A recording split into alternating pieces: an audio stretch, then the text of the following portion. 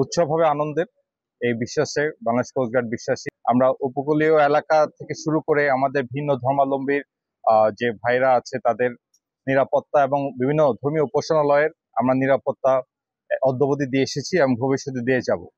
সে লক্ষ্যে আমরা বাংলাদেশ কোস্টগার্ড পশ্চিম জোন আমাদের যে আওতাভুক্ত এরিয়া আছে, আমরা 4টা জেলায় আমরা অপারেট করি।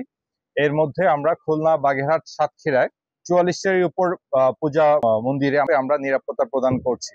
এবং একই সাথে আমরা যে কোনো ধরনের নাশকতামূলক কার্যক্রম প্রতিরোধে আমরা সর্বক্ষণ সচেষ্ট রয়েছি। আপনারা জানেন যে বাংলাদেশ কোস্টগার্ড শুধুমাত্র এই যে পূজাকে কেন্দ্র করে যখন থেকে পূজা শুরু হয়েছে তখন থেকে যে ডেপ্লয়েড আছে সবগুলো পুজো মণ্ডপে আমরা রেগুলার আমরা পেট্রোল করেছি, তাদের খোঁজ খবর নিয়েছি, তাদের বিভিন্ন বিষয় আসে আমরা জেনেছি এবং পূর্ব থেকে আমরা প্রিএমটিভ যে সকল অ্যাকশন নেওয়া দরকার আমরা সবকিছু নিয়েছি। এই জন্য আপনি দেখবেন উপকূলীয় অঞ্চলের যে সকল পূজা মণ্ডপ সেগুলো কিন্তু একটু দুর্গম এলাকা হয়, বিশেষ করে নদী পথে যেতে হয় এবং বিভিন্ন দুর্গম এরিয়া হয়ে যেতে হয়, এবং সেখানে কোনো ধরনের নাশকতামূলক কোনো ঘটনা আপনারা কিন্তু শুনেননি এবং শুনবেন না। কোস্টগার্ড এই জায়গায় সার্বক্ষণিক পেট্রোল প্রদান করছে এবং নিরাপত্তা আগামীকাল যে দশমী এর মাধ্যমে নিরাপত্তা কার্যক্রম আমাদের শেষ হবে।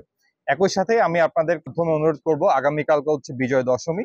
এই দিনটাকে কেন্দ্র করে কেউ কোনো অতি উৎসাহী লোকজন দুর্ঘটনার প্রতিরোধে যারা অতি উৎসাহী হয়ে আমরা অতিরিক্ত লোকজন বোটে নিব না, যারা সাঁতার জানি না তারা যেন আমরা বোটে না উঠি, এবং যারা বোটে উঠবো প্রতিমা বিসর্জনের সময় তারা যেন আমরা অবশ্যই আমরা লাইফ জ্যাকেট পরি।